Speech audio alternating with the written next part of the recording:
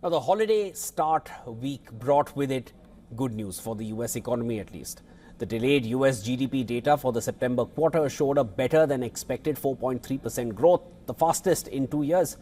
While most market watchers are focused on 2026, which is just days away, this week reignited the debate on US growth versus elevated inflation. The growth data was delayed due to the record longest US government shutdown in October. The second consecutive 3% plus growth print leaves many people questioning why the Federal Reserve cut interest rates 3 times in 2025. Now, the intrigue is accentuated, especially with inflation up at 3% versus the Fed's 2% target. Also, unemployment remains low and equity markets trade near all-time highs. However, the Fed continues to argue that the cuts are being implemented from a risk management perspective. Monetary policy is still slightly restrictive.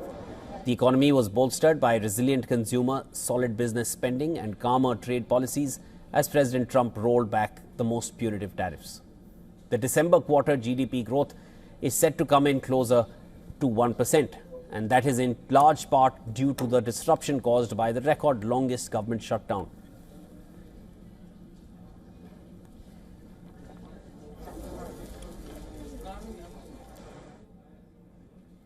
The outlook for 2026 remains modest, that despite American households expecting to receive tariff bonus checks, the anticipated Supreme Court ruling of cancelling Trump's sweeping global tariffs is the biggest risk.